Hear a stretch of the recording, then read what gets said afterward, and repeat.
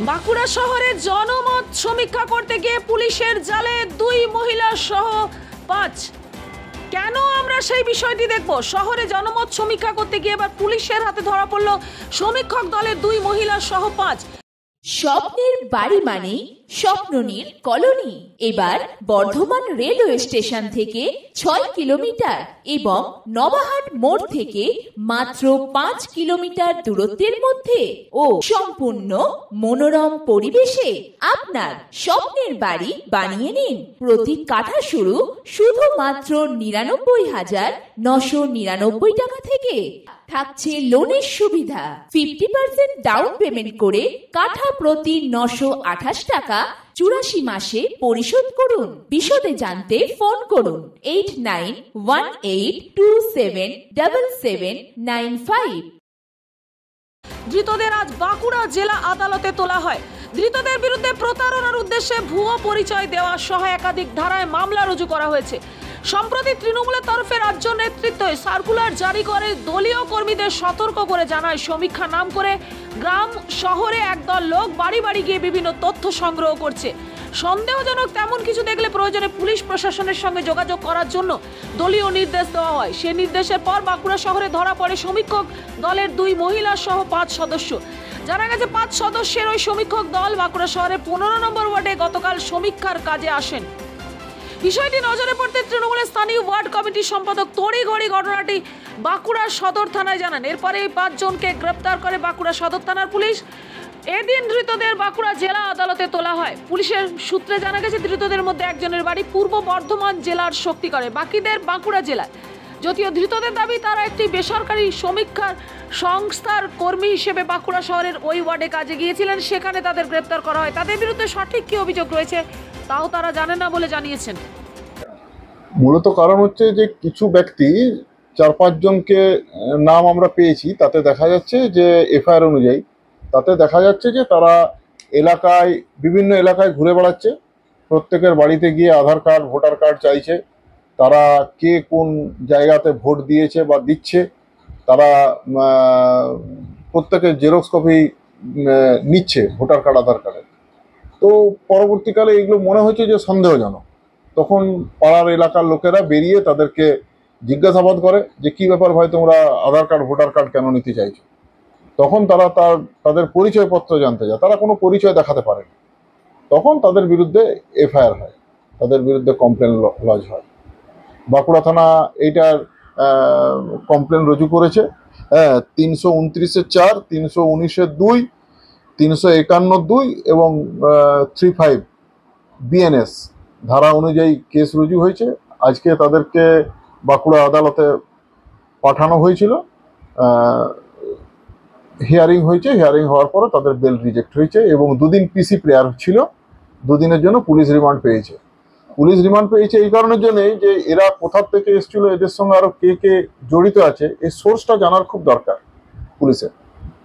কি কাজে এরা লোকের বাড়িতে বাড়িতে আধার কার্ড চেয়ে বেড়াচ্ছে, ভোটার কার্ড চাইছে, তার জেরক্স নিচ্ছে, ছবি তুলে নিচ্ছে, মানুষের ছবি তুলছে, অথচ তাদের কাছে কোনো পরিচয় নেই যে তারা কোথা থেকে এসছে। কখনো সরকারি আধিকারিক বলছে, কখনো বলছে আমরা অমুক জায়গার থেকে এসছি, বিভিন্ন অজুহাত দেখাচ্ছে তারা।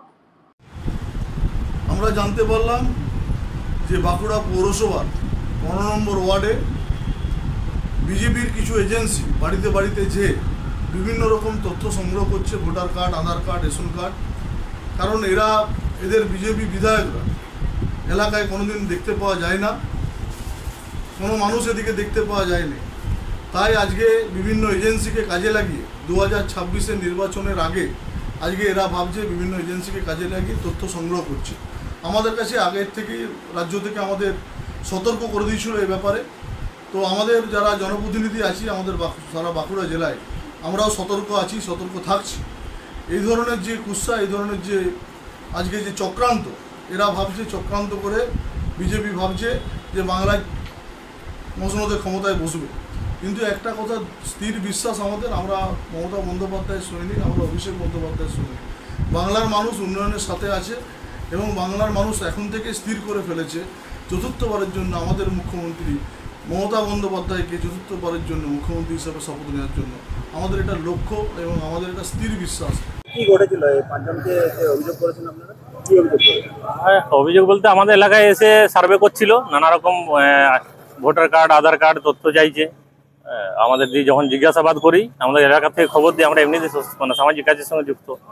যখন জিজ্ঞাসাবাদ করি ওর আগে যে আপনাদের কাছে কোনো পারমিশন আছে, লোকাল আমাদের প্রশাসনকে জানিয়েছেন, মানে কাউন্সিলর বা চেয়ারম্যান বা থানাতে কোনো পারমিশন আছে, তারা কোনো রকম পারমিশন কপি দেখাতে পারেন। এবার আমাদের কাছে নানা রকম প্রায় দিনেই খবর আছে যে কোনোদিন আধার কার্ড চাইছে, কোনোদিন ভোটার কার্ড চাইছে, যাতে না মানুষের অসুবিধা হয়, তার জন্য আমরা লোকাল প্রশাসনকে জানাই। মানে বাড়ি বাড়ি ঘুরছিল? হ্যাঁ, বাড়ি বাড়ি ঘুরছি। তারপর কি আপনারা তৃণমূলের তরফ থেকে আটক করেছেন? তৃণমূল ব্যাপারটা নয়, ঠিক আছে। আমরা যা সামাজিক কাজের সঙ্গে যুক্ত, যাতে না মানুষকে ফ্রড করতে পারে, তার জন্য লোকাল প্রশাসনকে আমরা খবর দিই। কজনের বিরুদ্ধে অভিযোগ করেছেন? পাঁচজনেই ছিল। তারা কি সার্ভে করেছে? আধার কার্ড চাইছিল, ভোটার কার্ড চাইছিল। কি মনে করছেন আপনারা? কি মনে করছেন? তা আমরা ফ্রড মনে করছিলাম যে যদি আরো নেক্সট টাইম বা অন্য কিছু ঘটনা ঘটে যেতে পারে। এখন তো ডকুমেন্টস ভিত্তিতে সবাই কাছে সব ডকুমেন্টসের সঙ্গে যুক্ত লিঙ্ক, যার জন্যই আমরা আটক করি যে না, এটা করতে দেওয়া যাবে। তৃণমূল অভিযোগ এটা সর্বৈব মিথ্যা। বিজেপি সেরকম ভাবে আইটি সেল থেকে সার্ভে করার কোনো বিষয় নয়।